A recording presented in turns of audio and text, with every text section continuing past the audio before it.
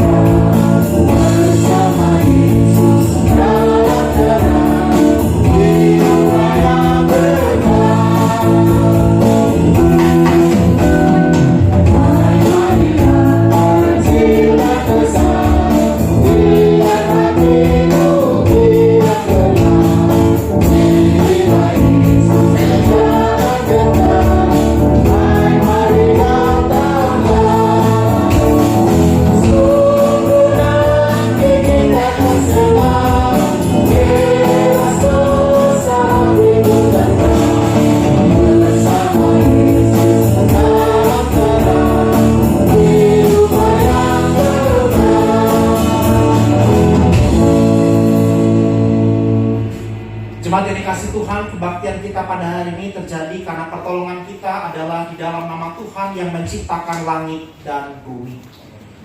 Kasih karunia dan damai sejahtera dari Allah Bapa kita di dalam persekutuan dengan Roh Kudus menyertai kamu sekalian. Mari kita berdoa. Tuhan Allah Bapa kami bersyukur untuk ibadah di pagi hari ini. Terima kasih karena Engkau telah mengumpulkan kami di rumah-Mu yang kudus ini. Bukalah hati kami dengan kuasa Roh Kudus-Mu, supaya kami boleh sungguh-sungguh mengerti dan memahami akan kebenaran firman-Mu. Kami mau menyerahkan ibadah kami mau menyerahkan diri kami ke dalam tangan-Mu, sehingga pada hari ini Tuhan, ibadah ini bukan karena rutinitas belaka, tetapi dilandasi oleh karena kerinduan kami untuk sungguh-sungguh mengalami perjumpaan dengan Engkau, ya Allah, Tuhan dan penebus kami. Karena itu ya Allah, bentuklah hati kami, bukalah telinga kami, bukalah hati kami. Berikan kepada kami hati seorang murid yang mau taat dan mendengarkan pada suara-Mu. Bersabdalah kepada kami, urapi kami dengan Roh Kudus-Mu, supaya kami boleh menerima keberanian dan kebenaran firman itu di dalam kehidupan kami. Demi Kristus kami berdoa. Amin. Bapak Ibu silakan duduk, kita akan kembali mengangkat pujian Kidung Jemaat nomor 18, baitnya yang pertama.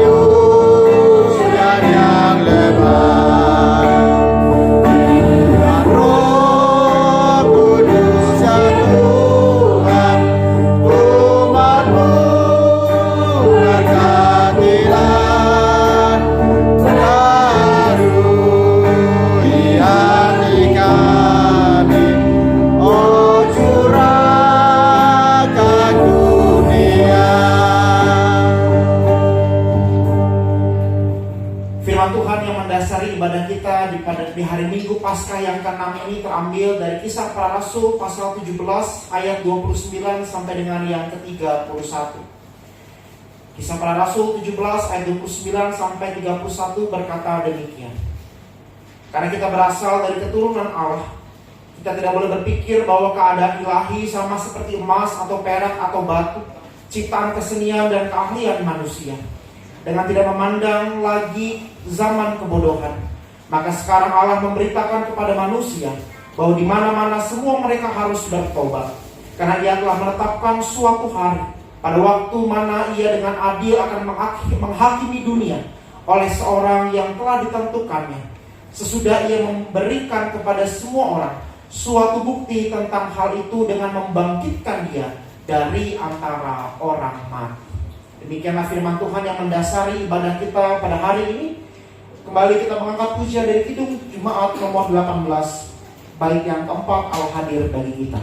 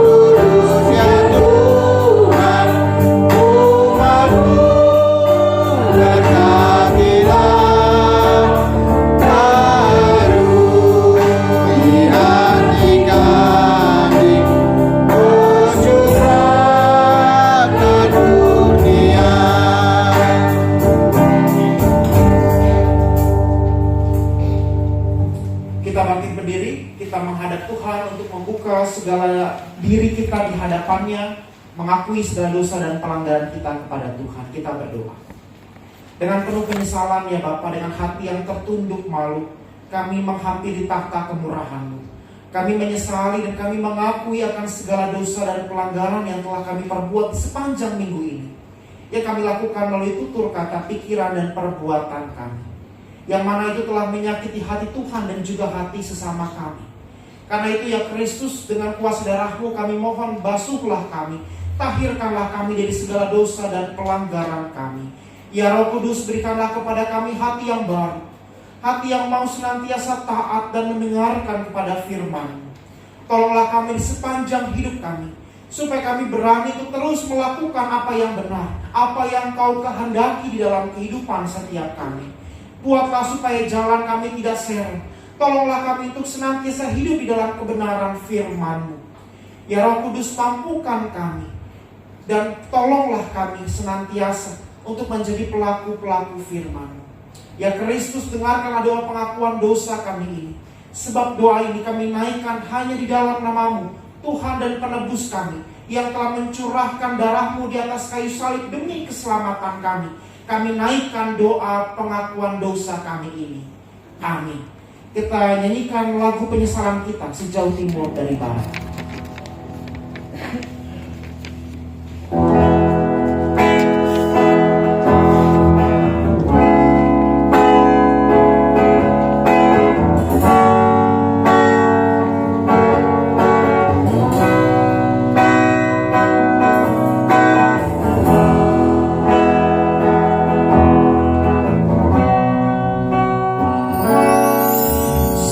Sejauh timur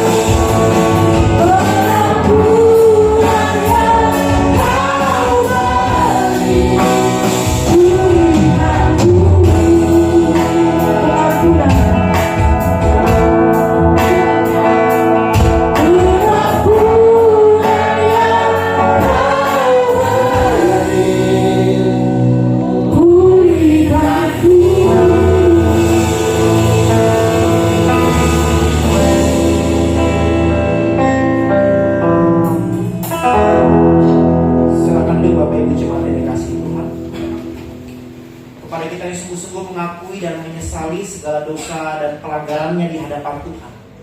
Sebagai hamba Kristus, saya memberitakan bahwa pengampunan dosa itu telah berlaku atas kita semua, dalam nama Bapa dan Anak dan Roh Kudus.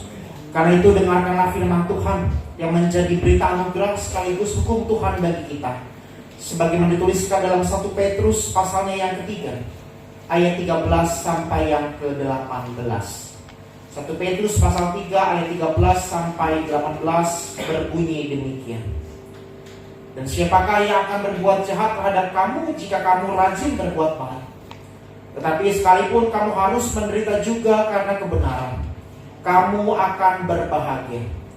Sebab itu janganlah kamu takuti apa yang mereka takuti, dan janganlah gentar. Tetapi kuduskanlah Kristus di dalam hatimu sebagai Tuhan, dan siap sedialah pada segala waktu untuk memberi pertanggungan jawab kepada tiap-tiap orang yang meminta pertanggungan jawab dari kamu tentang pengharapan yang ada padamu. Tetapi haruslah dengan lemah lembut dan hormat, dan dengan hati nurani yang murni, supaya mereka yang memfitnah kamu karena hidupmu yang saleh dalam Kristus menjadi malu karena fitnahan mereka itu. Sebab lebih baik menderita karena berbuat baik, jika hal itu dikehendaki Allah, daripada menderita karena berbuat jahat. Sebab juga Kristus telah mati sekali untuk segala dosa kita, Ia yang benar untuk orang-orang yang tidak benar, supaya Ia membawa kita kepada Allah. Ia yang telah dibunuh dalam keadaannya sebagai manusia, tetapi yang telah dibangkitkan menurut roh. Demikianlah firman Tuhan yang menjadi hukum Tuhan bagi kita. Marilah kita mohon kepada Allah Bapa kita. Ya Allah Bapa kami, berikanlah kami kekuatan untuk melaksanakannya sesuai dengan firman-Mu. Amin. Kita kembali mengangkat pujian syukur kita dari Kidung Jemaat nomor 36 bait 1 dan 4, dihapuskan dosaku.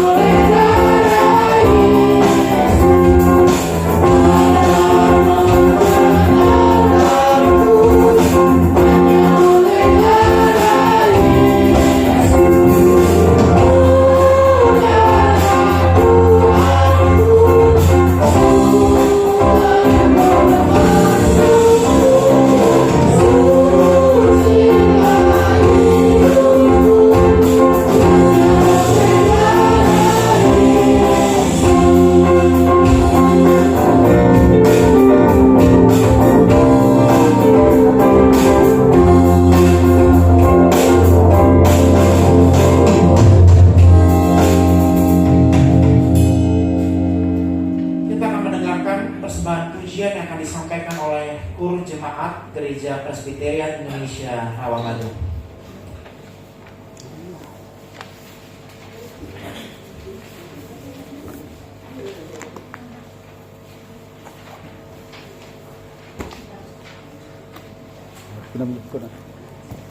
Ikat.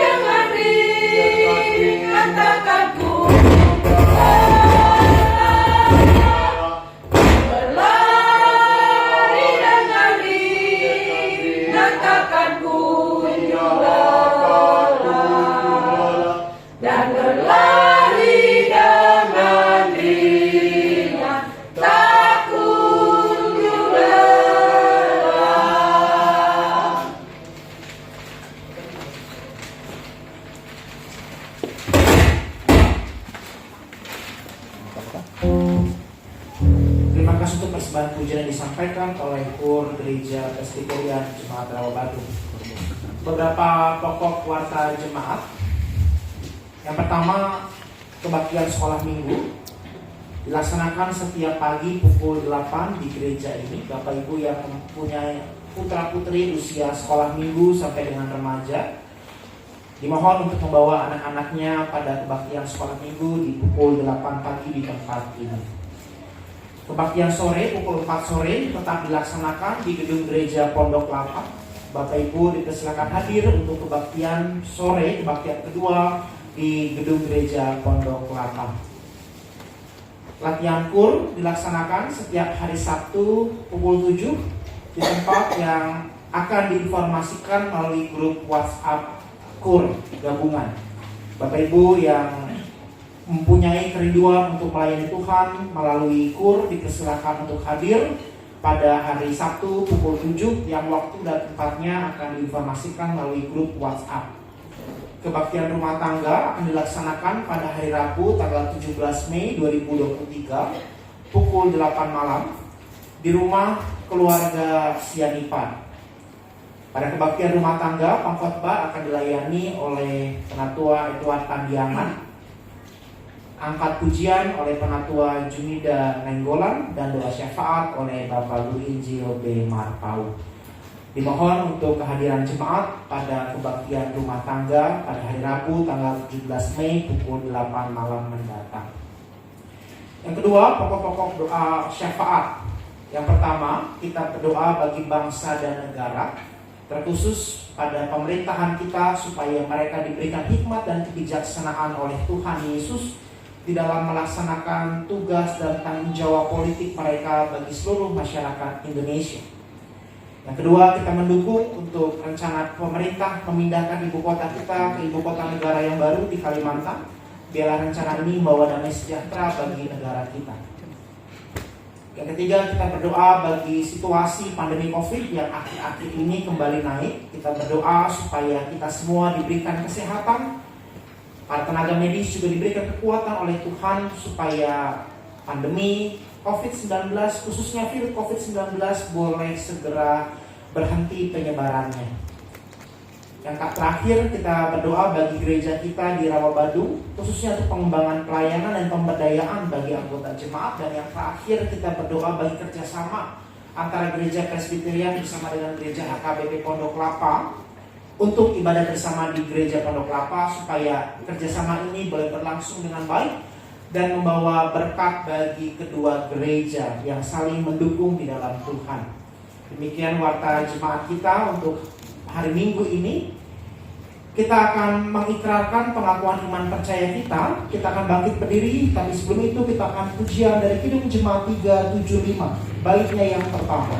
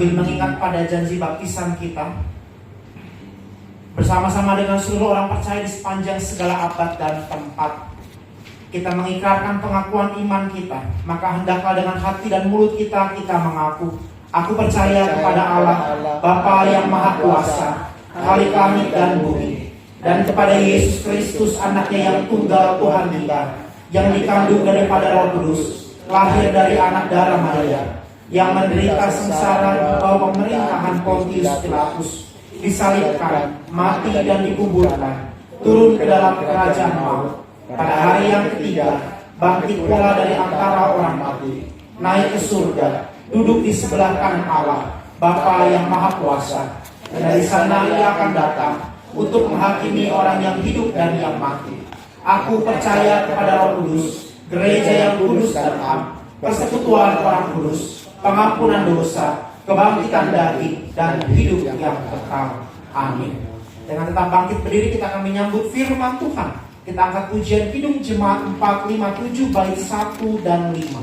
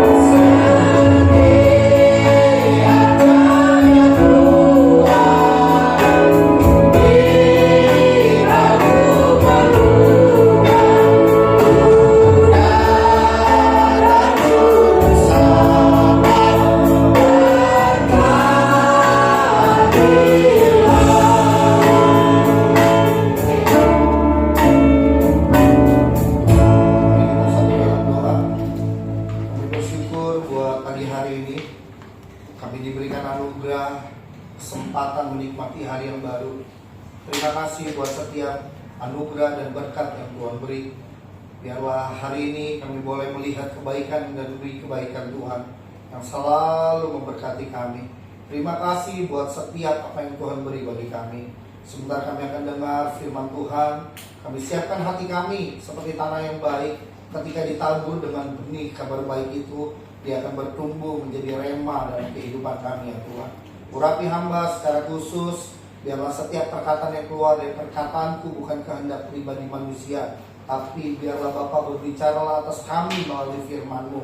Dan kami siap mendengarkan dan terima berkat firman Tuhan. Di dalam nama Yesus kami berdoa. Haleluya. Amin. Silakan duduk kembali Bapak Ibu. Kalau saya nggak pakai mic boleh Pak? Suara saya cukup kencang? Sama aja ya. Saya taruh ya. Oke. Shalom. Halo. Shalom. Halo.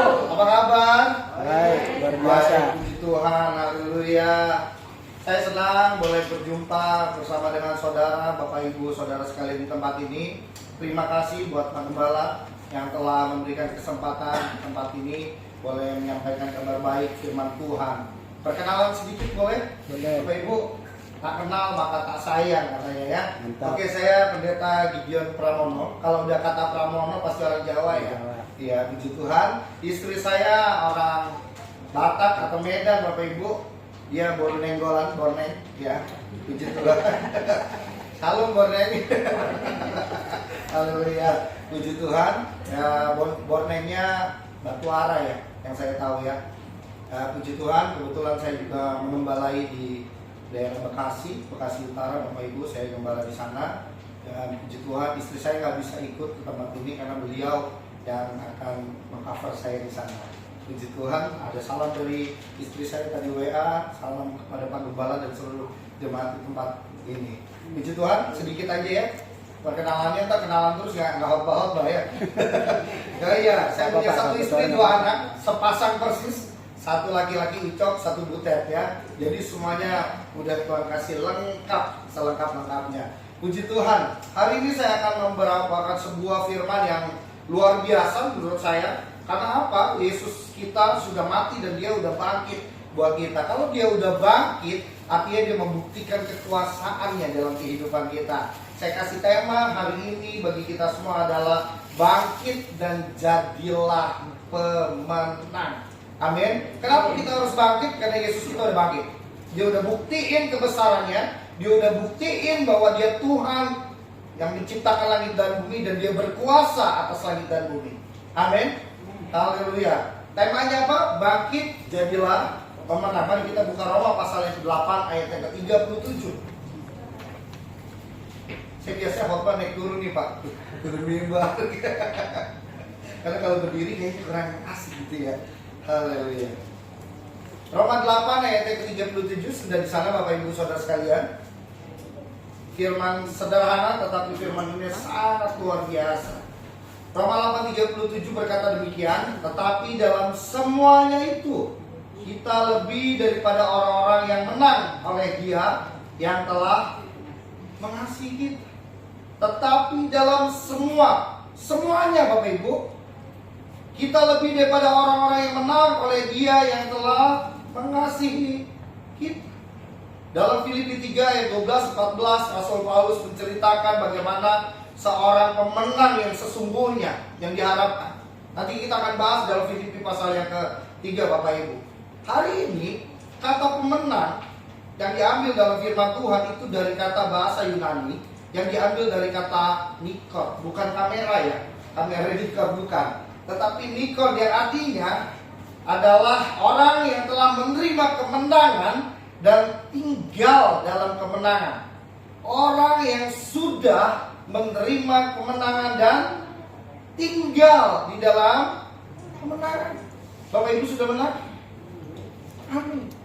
Kita sudah menang dari apa? Dosa. Yesus sudah mati buat kita.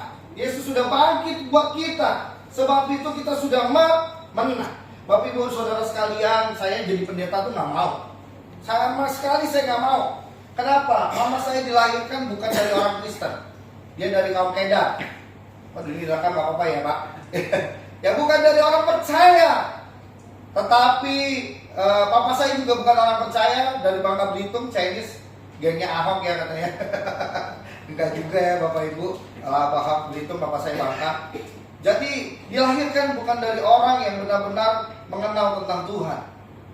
Yang lahir langsung KTP-nya Nasrani. No, enggak gitu. Tapi ada sebuah kejadian, mereka bertobat, singkat cerita. Tapi 2009 Tuhan udah berkali-kali bilang sama saya untuk melayani, saya nggak pernah mau. Tapi 2009 saya tiba-tiba jatuh sakit. Tiba-tiba Bapak Ibu. Bukan jatuh sakit yang karena riwayat, enggak. Tiba-tiba sakit dan langsung divonis dokter stadium 4 kanker otak. Wow, ngeri banget ya. Ya dalam perjalanan hidup nggak ada api, nggak ada asap ya. Ya namanya anak muda pasti nakal biasa lah ya, bandel. Tapi ketika saya dalam pergumulan, saya dipanggil Tuhan untuk melayani, saya nggak mau. Justru saya tinggalkan Tuhan, saya tinggalkan gereja, saya tinggalkan persekutuan dengan Tuhan, saya tinggalin semuanya karena saya nggak ngerti. Kita udah menang atas dosa, saya nggak ngerti tentang kebenaran, makanya saya tinggalkan Tuhan. Ketika 2009 saya divonis mati Bapak Ibu. Divonis mati loh Bapak Ibu, bukan main-main. Divonis mati. Akhirnya berpasrah. Jangan sampai kita divonis dulu baru kita datang sama Tuhan. Karena Tuhan udah bilang, kita adalah orang menang dan harus tinggal di dalam kemenangan. Saya nggak ngerti tentang firman ini. Tapi 2009 saya divonis mati 3 bulan di ICU. Bapak Ibu pernah dengar namanya Yayasan Tabita? Pernah? Nah, nama saya udah terdaftar di sana. Tapi saya ada di sini. Bingung kan? Jadi ketika divonis mati 3 bulan di rumah sakit, di ICU, Bapak Ibu semua udah angkat tangan. Tapi mama saya yang sebelumnya tidak mengenal Tuhan, akhirnya mengenal Tuhan. Dia berdoa, dia setiap hari berdoa. Dia cuma bilang, Tuhan, aku serahkan anak. Kalau orang lain melihat kemenangan, anakku pasti dapat kemenangan. Kalau orang lain mati dibangkitkan, anakku pasti bangkit, nggak akan mati. Singkat cerita Bapak Ibu, saya sadar, saya bangkit, saya nggak dioperasi.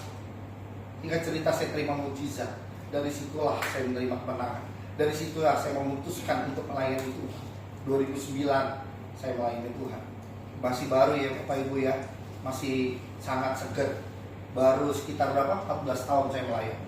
Dari situ saya mengerti tentang kebenaran yang Tuhan mau. Dari situ saya mengerti bahwa segalanya yang di dunia ini gak bisa tolong saya. Yang bisa tolong saya hanya Yesus. Bayangkan orang tua saya, bapak saya sudah mendaftarkan saya di Yayasan Tabita. Saya sudah dibelikan jas sepasang biru-biru. Saya sudah dibelikan Alkitab supaya masuk peti Alkitabnya. Mungkin kalau saya di peti saya baca Alkitab kali. Pikiran bapak saya ya. Ya kan? Udah semua udah disiapin Bapak Ibu. Tapi Tuhan berkata lain. Kamu tinggal di dalam kemenangan itu. Amin. Pertanyaannya sekarang, ciri-ciri orang menang apa? Itu yang paling penting.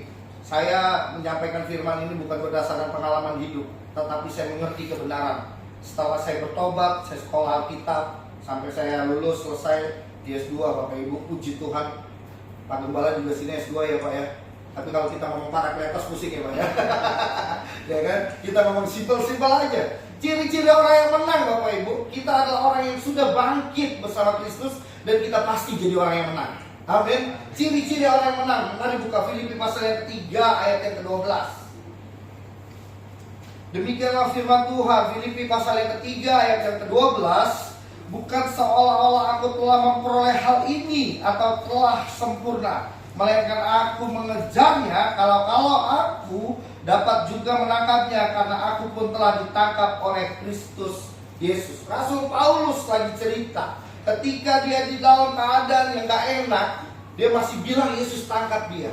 Dan dia terima namanya kebenaran. Dia terima kemenangan daripada Tuhan. Jadi ciri yang pertama, ciri-ciri orang yang menang adalah dia orang yang gak pernah cepat putus asa dan mau berkorban.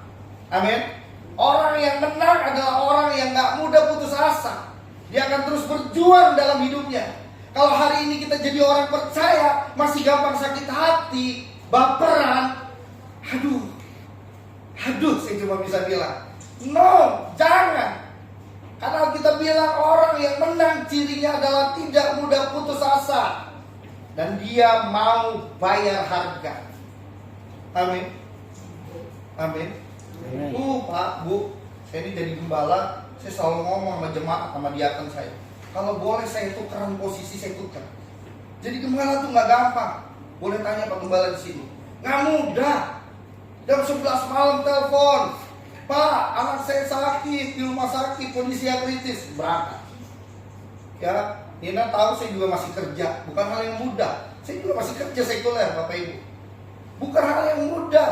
Gembala kegemukan dibilang makan duit jemaat, ya kan? Gembala kekurusan nggak banyak doa katanya, ya kan? Serba salah ini jadi gembala. Nanti Pak Gembalanya datang, mulai gemuk, duit persembahan diambil gembala, ya kan? Ya, ntar gembalanya kurang doa, sakit ini, serba salah. Tapi yang kita berkata orang yang menang, dia nggak pernah putus asa. Hari ini apa yang sedang kita alami dalam hidup ini? Apa yang sedang kita hadapi? Kita bilang, seorang yang pemenang, dia nggak pernah putus asa. Orang lain mau sakitin kita, Pak, Bu, Yesus lebih dulu disakitin orang. Saya waktu belum bertobat, Pak, Bu, mama saya baca Alkitab, sorry ya, maaf saya harus ngomong. Alkitabnya saya ambil, saya baca. Saya nggak percaya Tuhan, Pak. Saya kecewa pulang gereja, saya lihat pasangan suami istri, orang yang sama. Setiap saya pulang gereja, saya lihat istrinya dipukul di dalam mobil. Saya sampai bilang, Tuhan mana? Tuhan mana nih? Saya lihat orang pulang dari gereja, baru kesenggol dikit udah, maaf ya, kebun binatang Ragunan pindah di mulutnya. Saya sampai tanya sama mama saya, kenapa ya kau begini? Mama saya gak pernah putus asa. Walaupun saya sakitin dia, saya bilang udah lama, gak usah berdoa. Tuhan gak ada, Tuhan gak adil, saya bilang. Tapi mama saya tetap berdoa. Dia gak pernah putus asa. Sampai saya kena cancer stadium 4, dia gak putus asa. Dia terus berdoa. Dia percaya bahwa kemenangan adalah bagian dari hidupnya dan anak-anak. Amin. Kalau hari ini orang anak-anakmu belum bertobat, Bu, saya cuma mau ingetin berdoa. Jangan putus asa. Kalau anak-anakmu belum bertobat sampai hari ini, berdoa, Bu. Kalau suamimu belum bertobat, berdoa, Bu. Jangan putus asa. Berdoa. Tunduk di kaki Tuhan. Tunduk. Pak, saya mau cerita nih, Bu. Nih, kita bagi-bagi cerita ya. Saya curhat sama istri saya, Kak. Istri saya di sana. Tapi jangan bilang-bilang kalau nanti kita buka. Ya, istri saya tuh orang Medan. Saya ini orang Jawa, Pak. Yang dimana orang Jawa pulang ke rumah sama orang tua saya, disediakan minum teh hangat, makan disiapin, pulang kuliah, pulang kerja. Jadi hidupnya dididik, dinikmati. Pulang, wah udah ada minum. Setelah saya menikah, Pak, jangankan teh manis, Pak, gelas pun tak muncul di meja, Pak. Nggak muncul, Pak.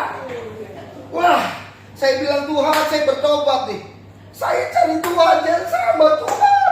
Kok begini banget? Apa iya saya salah cari jodoh? Saya sampai tanya Tuhan. Saya bangunin istri saya pulang malam misalnya jam 9 dari kantor. Gak ada makanan nih. Gak ada. Dengan santainya bangun, gak ada. Dia kasih saya handphone, Bapak Ibu. Pesenlah Gojek. Saya bilang istri saya kamu bukan Gojek. Istri saya tuh kamu, bukan Gojek. Istri saya dengan simpel. Zaman teknologi ya. Pesen GoFood. Jadi istri saya GoFood. Berjalan waktu, kalau saya sakit hati, pemuda putus asa, saya pisah sama istri saya. Saya bilang sama istri saya, yang pernikahan setahun rasa 1000 tahun, kayak firman Tuhan. Tapi Tuhan datang sama saya, dia bilang begini, kalau mau lihat orang berubah, kalau mau lihat pasanganmu berubah, berdoa, jangan putus asa. Apa yang saya perbuat, Bu? Bangun pagi, istri saya juga kerja, saya setrikain baju istri saya. Bukan dia nih istrinya, saya setrikain. Saya gantung, saya siapin. Butet-butet, tolong lah ya, tolong dimengerti ini ya. Serikakan suamimu nanti ya, gitu ya. Saya serikain. Dia belum bangun, saya berlutut berdoa 4:30. Saya siapin makan, saya bikinin nasi goreng. Bertahun-tahun saya jalan. Bukan sehari 2 hari, 2 tahun saya jalan. Satu ketika dia cuma bilang, kok suami saya berubah ya? Kok suami saya berubah? Dan apa yang terjadi hari ini? Bukan saya yang bangun pagi, dia jam 4 pagi udah serang, baru keluar butetnya. Ternyata Pak Bu, mau lihat pertobatan dimulai dari kita. Jangan putus asa, berjuang terus. Berjuang. Kalau si anakmu belum dapat jodoh, kalau orang Batak itu paling cepat pengen punya jodoh ya, biar dapat keturunannya. Luar biasa. Benar, karena istri saya orang Batak, saya nggak ngomong macam-macam. Karena saya punya adik ipar, kakak ipar ya kan. Ya, pengennya dapat jodoh yang cepat. Apa yang harus dilakukan? Berdoa. Berdoa. Tuhan menciptakan berpasang-pasangan, Adam dan Hawa. Kalau nggak didoain takut salah, Bu. Adam sama Johnson, Bu, kan? Iya. Takut salah, Bu. Doain, Bu, makanya doain. Tuhan menciptakan berpasang. Tuhan nggak pernah salah cipta manusia. Amin. Jadi yang pemenang yang pertama apa? Tidak mudah putus asa. Yang kedua, Bapak Ibu, jangan kelamaan nanti keburu makan siang, Bu. Haleluya, Tuhan. Yang kedua, Bapak Ibu, masih di dalam Filipi pasal yang 3. Kita nggak usah jauh-jauh, kita bahas tentang Rasul Paulus. Ayat yang ke-13. Izin minum ya, Bu. Haus.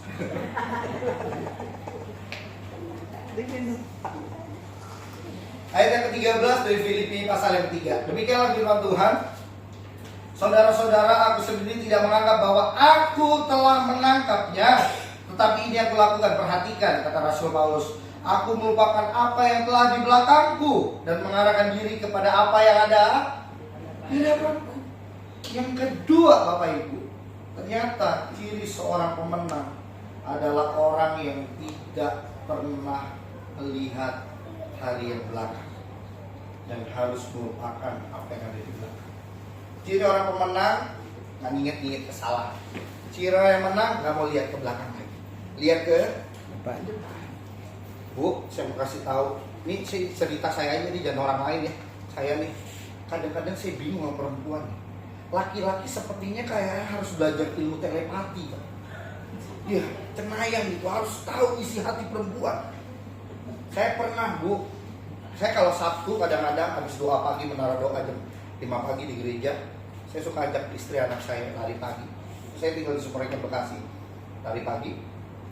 Selesai itu pulang istirahat. Jam 11 saya biasa gini. Nih, bawa anak-anak yuk, kita jalan makan.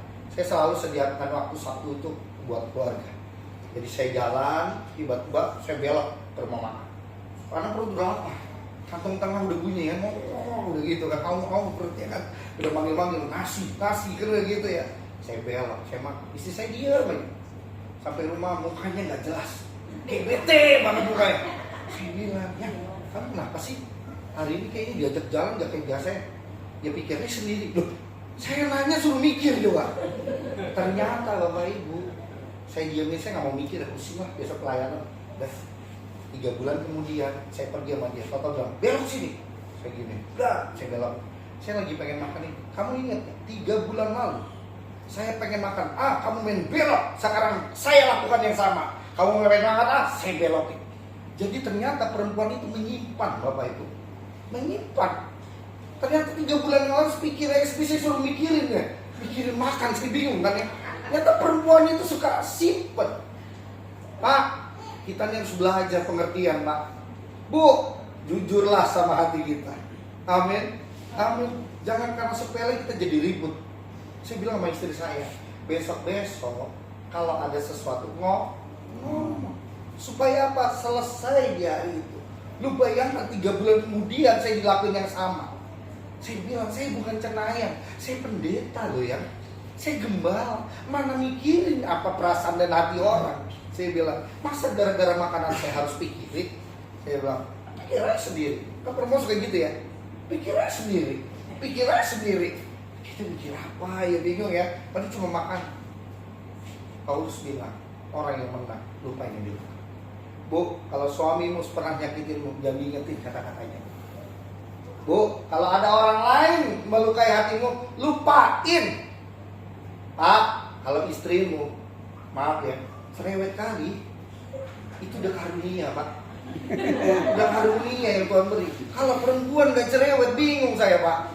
Perempuan itu harus banyak berkata-kata. Iya, ya kan, udah kayak bahasa roh tuh, panjang kali kalau ngomong ya kan. Kita satu kata dibalas 1000 kata. Iya, nikmati aja, Pak. Nikmati aja, Pak. Nikmati. Jangan pikirin, Pak. Jangan simpen dalam hati. Karena apa? Kemenangan udah bagian kita. Jangan karena dosa kita nyimpan kepahitan, akhirnya kita nggak akan melihat kemenangan dalam hidup ini. Jangan karena dosa dalam hati kita nggak lihat kemenangan dalam hidup ini. Saya melayani seorang anak muda di tempat saya.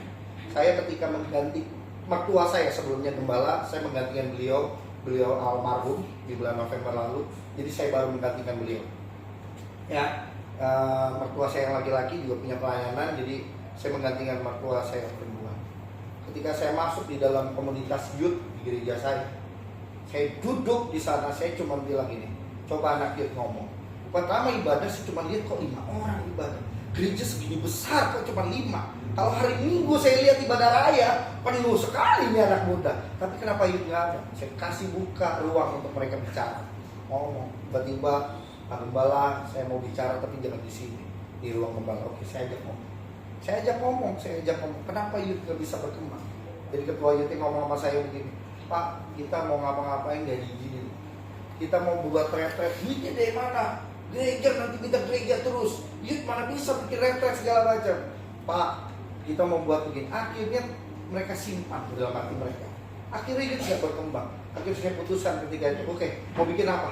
Buka, gereja terbuka buat anak itu. Dan puji Tuhan hari ini anak itu saya nggak pernah sepi. Penuh. Ternyata kadang-kadang anak muda itu suka simpan, ya, mengekspresikan dirinya simpan. Kita jadi orang tua, Pak, Bu, juga kita harus mengerti sefrekuensi kata anak zaman sekarang. Benar ya Dina ya? Harus sefrekuensi, Pak, harus nyambung. Saya juga kurang bingung, saya ini anak saya umur 5 tahun main TikTok. Jadi kalau main TikTok sih harus ikut joget deh. Padahal saya juga nggak bisa kan. Tapi saya mau jadi mereka supaya apa? Saya satu frekuensi, saya mengerti supaya kemudian hari anak saya tidak menyimpan sesuatu yang membuat dia tidak maju dalam hidupnya. Hari ini mau lihat kemenangan, Pak, Bu, jangan simpan sesuatu yang pahit. Jangan ingat-ingat yang di belakang. Kesalahan orang udah 20 tahun lalu sampai hari ini masih diingat. Bertobat, Pak, bertobat, Bu. Itu yang membuat kita nggak pernah maju. Amin. Pak, Bu, kalau kesalahan orang lain minggu lalu, cepet-cepet minta. Cepet-cepet mintamu supaya apa? Kemenangan tetap menjadi bagian kita. Saya ngomong sama anak Yud, yang Yud saya pecah jadi 2. Umur SMA ke bawah, kuliah ke bawah, sama Yud dewasa muda. Kalau dewasa muda otomatis ada yang masuk jenjang pernikahan ya. Ya, saya tanya yang Yud dewasa muda, saya bilang sama pasangannya, kamu udah yakin itu pasangan? Jadi saya pernah ngalamin konseling Bapak Ibu sebelum pernikahan. Saya tanya sama laki-laki, kamu yakin perempuan ini pasangan? Datangnya dari Tuhan. Saya tanya balik, kamu yakin calon suamimu adalah laki-laki ini yang datangnya daripada Tuhan? Ya, laki-laki dengan santainya, yakin Pak.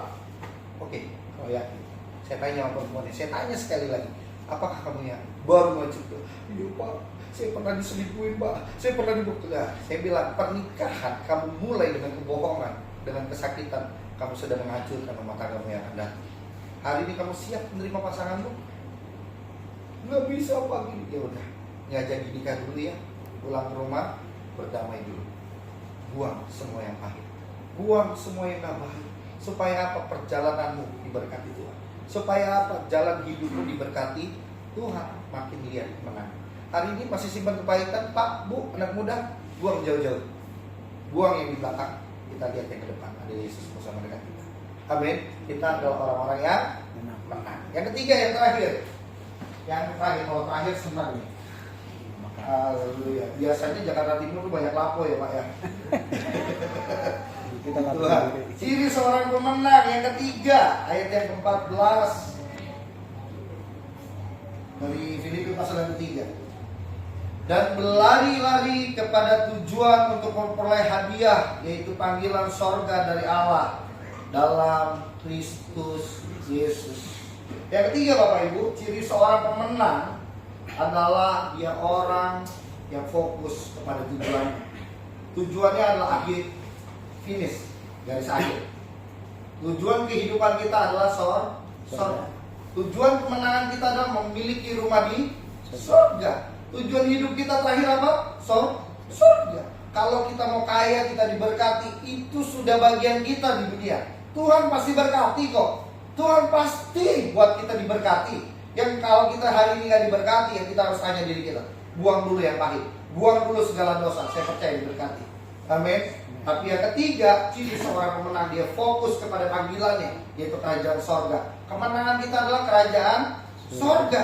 Kemenangan kita masuk sorga, Pak, Bu. Kemenangan kita bersama Yesus di kerajaan sorga. Sebab itu hari ini dan berlari-lari kepada tujuan untuk memperoleh hadiah. Hadiah kita apa? Mahkota kehidupan Bapak Ibu.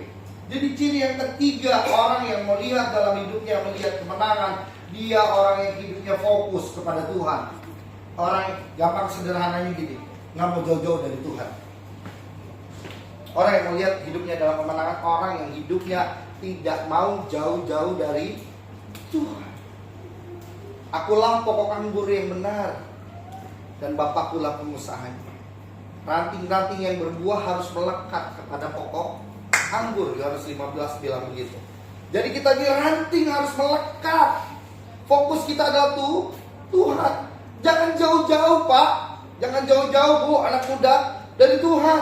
Jangan jauh-jauh. harus nempel sama yang punya sorga.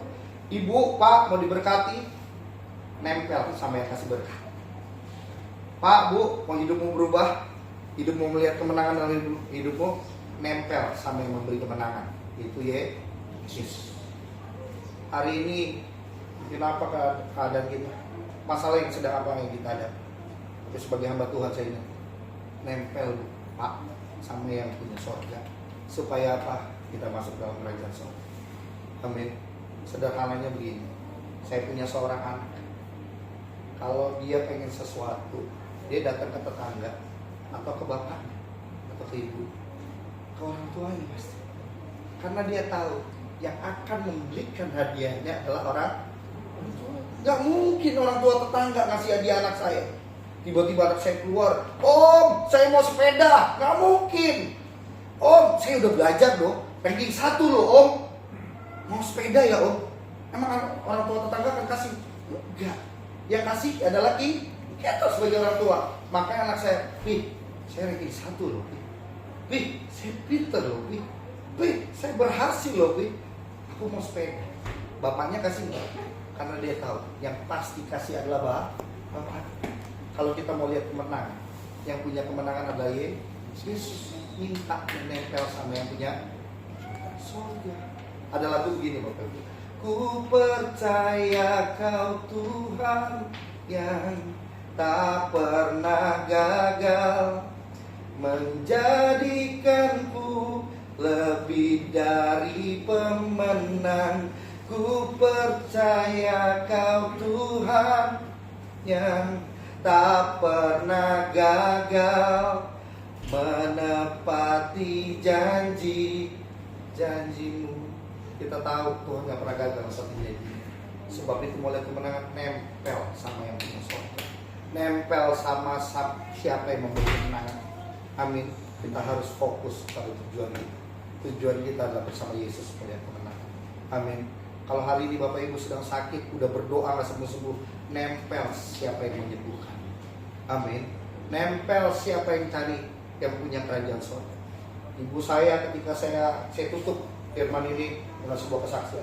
Saya tanya sama mami saya, Ma, ketika saya ke Mama, apa yang mau perbuat?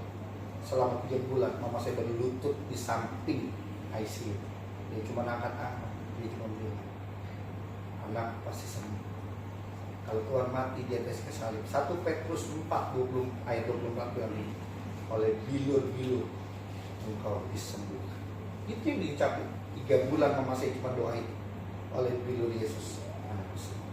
Oleh bilur Yesus anakku sehat. Oleh bilur Yesus anakku akan bangkit.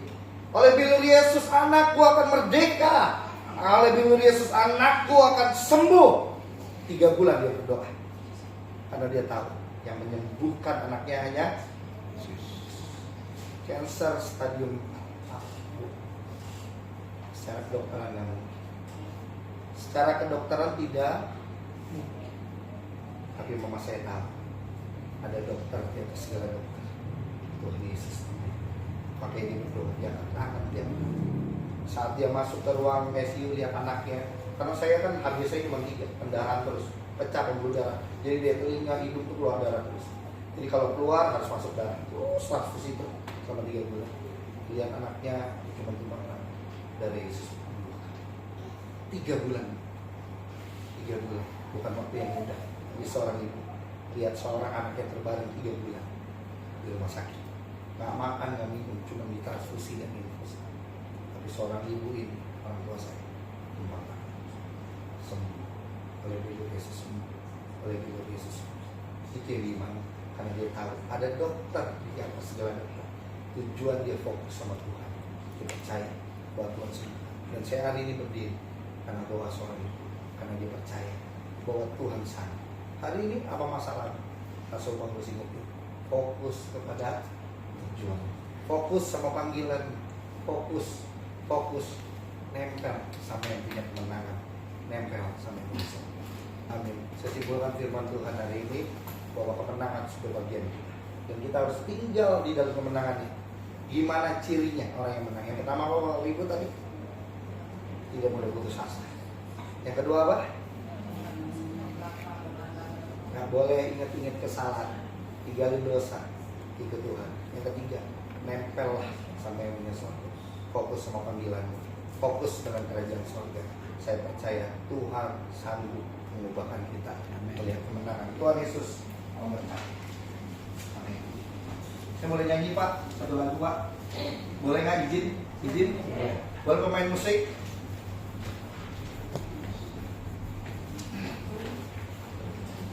Kondisi ini. Lagu tadi. Sudah bangkit berdiri Bapak Ibu, langsung doa syafaat ya Pak ya. Ya. Bapak Ibu diberkati. Amin. Jangan takut hari ini, karena kemenangan sudah menjadi bagian kita. Boleh sikat menurut saya. Aku percaya kau Tuhan. Oke.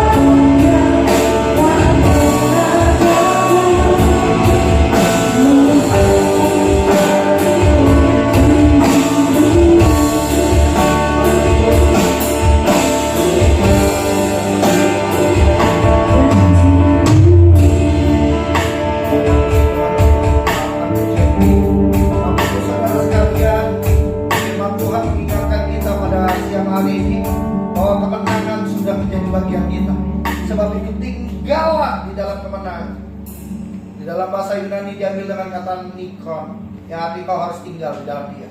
Sebab itu hari ini, kalau kau mau lihat kemenangan hari ini yang pertama, jangan mudah putus asa, Pak, Bu. Kalau doamu belum dijawab Tuhan, percaya, tetap berdoa, Tuhan pasti jawab.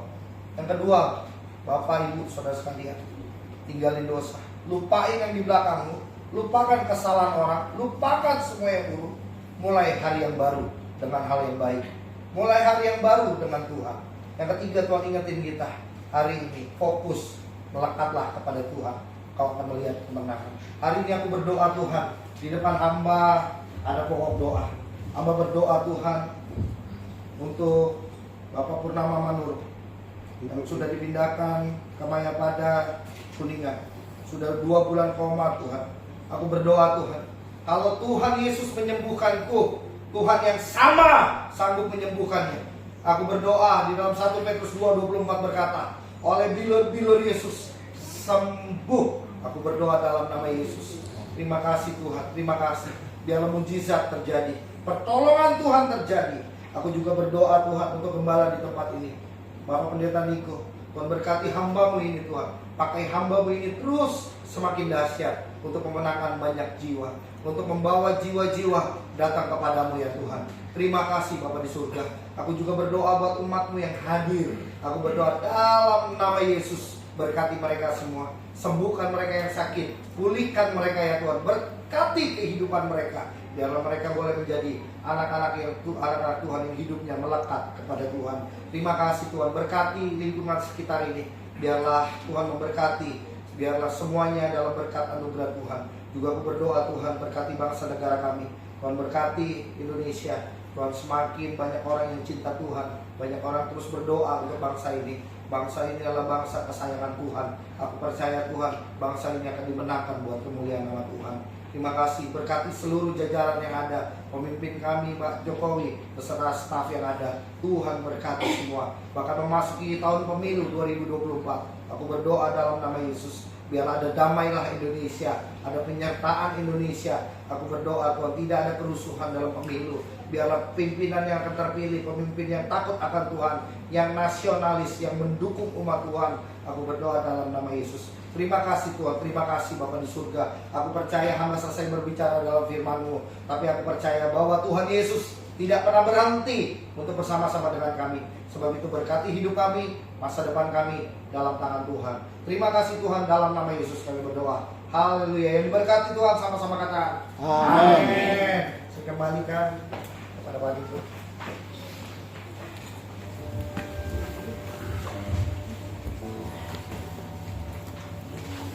Saya mewakili majelis jemaat dan jemaat Gereja Presbyterian Jemaat Rawabaduh mengucapkan terima kasih Pak Gideon untuk pelayanan firman Tuhan.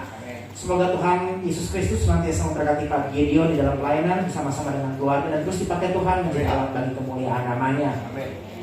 Salam dari Inang Gembala. Saya asisten gembalanya Pak. Ketua jemaatnya Inang Pendeta Lasmian Nenggolan. Beliau memakai baju hijau. Setelah kita diberkati firman Tuhan, Bapak Ibu, kini tiba saatnya kita mempersembahkan persembahan yang terbaik bagi nama Tuhan. Firman Tuhan yang mendasari persembahan kita diambil dari 2 Korintus 8 ayatnya yang ke-13 dan yang ke-14. Sebab kamu dibebani bukanlah supaya orang-orang lain mendapat keringanan, tetapi supaya ada keseimbangan. Maka hendaklah sekarang ini kelebihan kamu mencukupkan kekurangan mereka, agar kelebihan mereka kemudian mencukupkan kekurangan kamu, supaya ada keseimbangan. Sambil kantong persembahan diedarkan, kita angkat pujian Kidung Jemaat 393 bait 1, 2, dan 3 kepada petugas kolektan dipersilakan. Amin.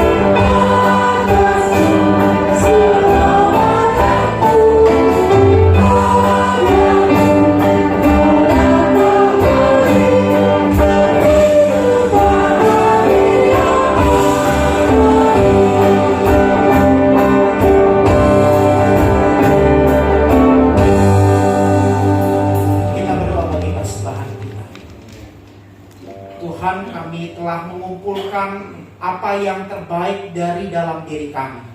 Apa yang kami kumpulkan ini mungkin tidak ada bandingnya dengan segala berkat-berkat yang Tuhan telah nyatakan dan curahkan di dalam kehidupan kami. Tetapi kami mohon ya Bapa, terima dan kuduskanlah persembahan kami ini, supaya persembahan ini menjadi dupa yang harum di hadapan-Mu, dan persembahan ini kami gunakan semata-mata untuk hormat dan kemuliaan nama-Mu. Maka kami mohon berkatilah gereja-Mu tempat ini yang akan mengelola persembahan ini. Biarlah persembahan ini menjadi sarana bagi kami untuk terus menjangkau jiwa-jiwa, untuk semakin mengenal Engkau ya Allah, sehingga semua lidah mengaku, semua lutut berteluk di hadapan Kristus Tuhan kami. Maka berkatilah karya persekutuan, kesaksian dan pelayanan gereja-Mu di tempat ini.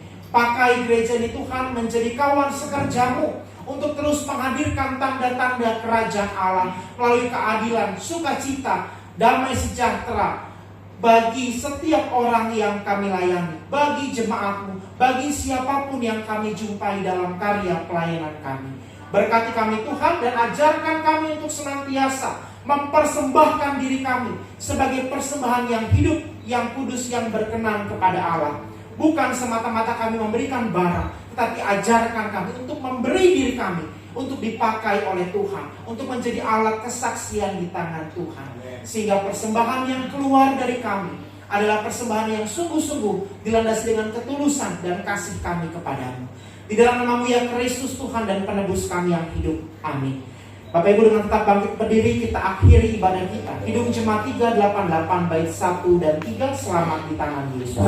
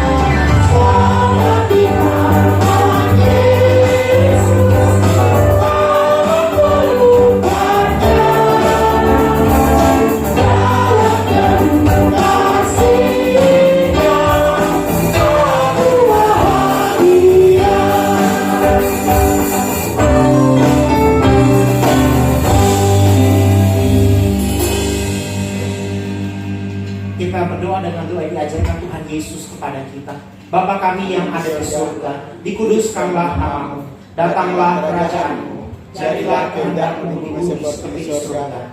Berikanlah kami pada hari ini makanan kami yang secukupnya, dan ampunilah kami akan kesalahan kami, seperti kami juga telah mengampuni orang yang bersalah kepada kami. Dan jangan membawa kami ke dalam pencobaan, tapi lepaskanlah kami daripada yang jahat. Karena Engkaulah yang mempunyai kerajaan dan kuasa dan kemuliaan sampai selama-lamanya. Amin. Saya mengundang pendeta Gideon untuk menyampaikan doa berkat.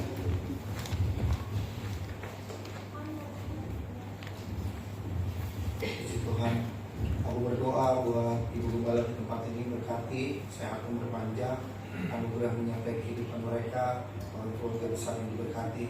Terima kasih Tuhan yang memberkati semua pemain musik diberkati, Nina juga diberkati, semua yang kami hadir semua diberkati Tuhan. Kami akan pulang serta dalam perjalanan pulang sampai ke rumah kami masing-masing tanpa kurang sekalipun, dan kami akan terima berkat Tuhan. Izinkan hamba mengurapi dan memberkati umat-Mu pada pagi hari ini ya Tuhan. Haleluya. Berkatilah apa yang Kau pegang kerjakan Tuhan buat berhasil. Kemana Kau melangkah berjalan, Tuhan menyertai. Dia Immanuel yang akan menuntut Engkau kepada rumput yang hijau. Hari ini pulanglah dan terimalah berkat dan kasih karunia dan damai sejahteranya menuntun menyertai saudara dan saya. Dan percayalah namamu dan namaku sudah tercatat di dalam kitab kehidupan. Ketika Tuhan Yesus datang kedua kali, kita dijemput menjadi mempelai-mempelai setia dan masuk dalam awan kemuliaan bersama Yesus di kerajaan sorga kekal selama-lamanya. Tuhan Yesus memberkati.